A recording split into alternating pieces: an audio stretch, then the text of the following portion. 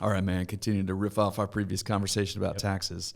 I would say number one thing, right, when a client's asking, we're talking dental practice owners here, clients asking that CPA, like, hey, how can I reduce taxes? How can I, at the end of the year, what do I need to be doing to kind of, reduce taxes? That's it, right? Well, go buy yourself some equipment, man. Yeah. Go buy that car or something, but go buy that equipment, just write it off. You'll be good.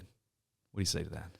Yeah, I'd say that is probably the oldest known tax strategy known to man. Right. I mean, that's when I first came out back in the 90s, everybody's talking about go buy equipment. Equipment salesmen are going to come to you and they're going to say November, December. Nothing against equipment salesmen, by the way. You need this or that, right? Spend $100,000 with us and you'll get this tax write-off. And I think as I've grown in my understanding of the dental space and kind of worked with really smart business owners, I've kind of come to realize a couple of things. Number one is let's look at a business that's really growing, okay? I personally feel that reinvesting back into a growing business will have the highest ROI of anything you can do. Agreed. And a lot of times that means investing in upgrading equipment, redoing your space to make it look nicer, land, parking lot, whatever the case may be. And so you take those opportunities, and that's a tremendous way to continue to further your brand while having the government pick up the tab on it a little bit. Yeah. Now, you'll have to talk to your tax accountant because bonus is this always in flux. And Section 179, which people have heard about forever, is something to consider, but there's rules there.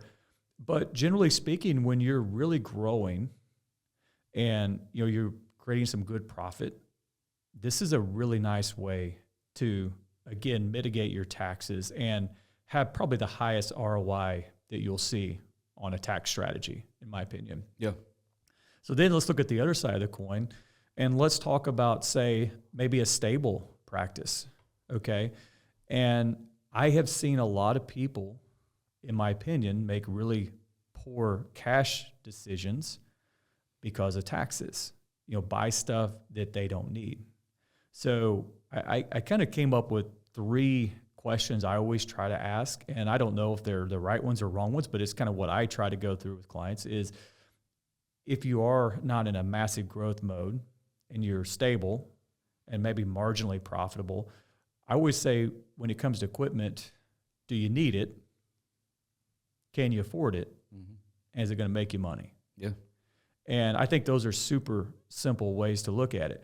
A lot of times, I think Mike Abernathy talks about the old rust, or dust. You buy something and it just sits there unused. You don't need it. Well, taxes are incremental. You pay it 30%, whatever. But cash out the door is dollar for dollar. So you don't need it, okay? Or worse yet, you finance it. So you can't afford it, so you have to finance it. It's not going to make you any money, so you are not creating value that's paying back the loan or paying back the cash that you invested. Mm-hmm. So you kind of see people who fall into the trap of buying equipment that they just don't need, they can't afford, and they're not going to use it properly because they don't need it to make money to have an ROI in that investment. So you have to look at ROI. I mean, you're the king of understanding and helping people understand ROI. Mm-hmm. If there's no ROI on that outside of pure tax, then that to me is a poor investment. I'd love to hear your take on that. Well, that's the tax tail wagging the dog right there. That's right. That's exactly what it is. I mean, I love those 3 questions, and I was going to say just 2 things that you said, basically both of them. I'll say them in a different way. I think the biggest, I'll say myth or maybe misconception or just people need more education on is what you just said. We have a marginal tax bracket, right? And a lot of people, not saying everybody, there's a lot of people, dentists that I talk to, they're like, hey, I'm going to go, let me back up. It's like, hey, so I'm going to owe about $50K this year, right? Yeah, that's kind of what we're modeling out. You're going to owe about $50K, and your estimate of January 15th needs to be about $50,000. Well, okay, well, what if I just go buy that $50,000 piece of equipment? That's going to save me $50K. Yeah, right. I wish. That'd be awesome. Yeah, that's the silver bullet. That's the silver bullet. Yeah. That's not right? Because let's just say, I'm going to use easy math. Let's say you can Section 179, that 50, right? You're going to get a $50,000 deduction. Right. And that deduction is always worth basically the deduction times your marginal tax bracket. Right. Let's just use the 37%, the highest one for federal. Let's not worry about state.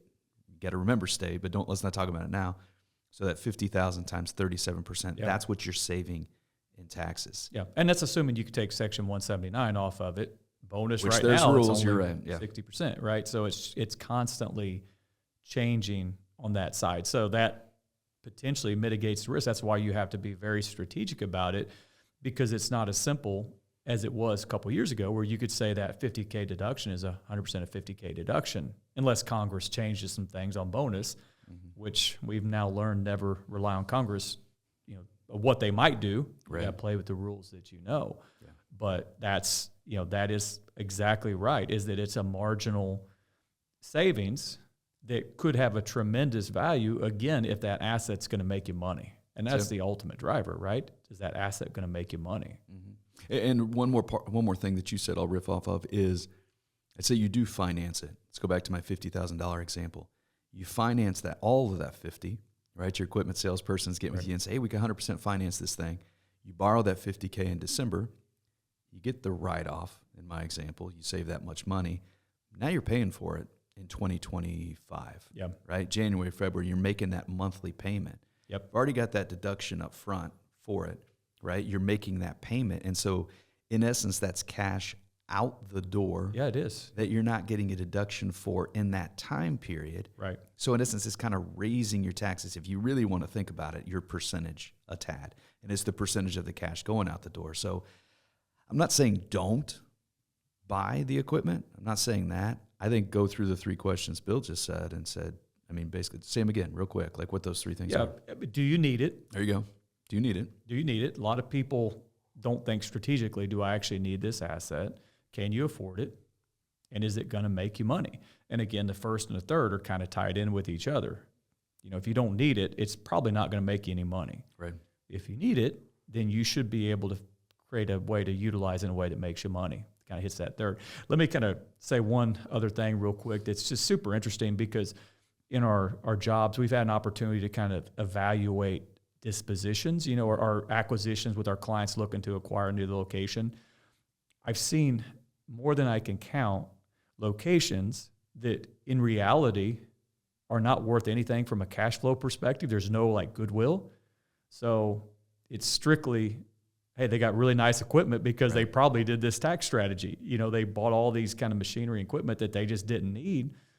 And that's probably how we'll value that. But Jared, how it's like car, when you drive off a lot, man, they're not going to give you 100% of what you paid for if you take it back the next day. That's just not how things work. So you see it all the time. You can really see it in these dispositions or these acquisition engagements we work on, when really the equipment's all we're buying, but we're certainly not paying book cost for that. That's it. You're getting a discount on that, and that's something where somebody bought something they didn't need and it didn't make them money. That's a problem, and really probably couldn't afford it either. Yeah. Well, number one, just don't buy stuff you don't need. Right. Just 100%. And I will maybe end on this one is, it's like, okay, you go through those questions. It's like, I need it. It's going to make me money, and I can afford it, right? But I don't really need it till maybe the latter point of next year, right? Or I probably won't do anything with it till Q3, Q4. It's like, do you squeeze that in now, or do you wait? That's a tougher conversation. I'll tell you what I do, and then let me hear what you say. But I typically say if you were going to buy it anyway in either Q1 or the beginning of Q2, probably makes sense to pull the trigger and squeeze it up in here now. Yeah. But if you don't need it till after the end of Q2, I don't know if it makes sense just to get it and let it sit there. First, you got to put it in use. But and that's right. That's the key thing there. But what do you typically say there? I would say I'd probably tend to agree. If you really aren't going to effectively be able to use it, you do have to have it in service. You're 100% right. It has to be in place and in service by December 31st of this year. But realistically, if it's just going to sit there for 6 to 12 months, that's probably, I'd rather keep the cash in the business, because a lot of times what you'll see is tax brackets and tax rates are fairly stable. So, you get that proportionate savings this year versus next, assuming that they can do Section 179 and get equivalent benefit, because again, bonus is going down. If they were stuck in a bonus realm, you may accelerate it just to get that higher percentage. Yeah. But yeah, I would tend to say let's really get that equipment in the year that you truly need it and capture the deduction. Then that's why I tend to say, unless you, like you say, it's going to happen, and whether it's going to happen Q1, early Q2, or Q4 the previous year, yeah, I mean, getting that cash and saving it now definitely lets you realize those benefits quicker. It's just, is that worth the cash out the door? And for some, it very well could be. Yeah. So getting with your accountant at year end, that's a strategy we go through, right? Yeah. We're going through all our checklists. Do you need to buy any new equipment, upgrade your practice, anything like that? Reinvest back into your practice is how we usually describe that. Right. If you're hearing that, you go out and buy some equipment. Do the 3 things that Bill just went through, right? Do you need it? Yep. Is it going to make you money? And then can you afford it? That's right. Right. If it's got to be in all 3. If it's not hitting all 3 of those things, don't do it, guys. Right. Save the money. Right. Right. Don't buy stuff you don't need to get a deduction. Doesn't make sense to There's other ways you can focus on, creating more cash, and sometimes that leads to more taxes. Well, when your cash flow is not what it should be because you're not as profitable, I'm okay with that. Mm-hmm.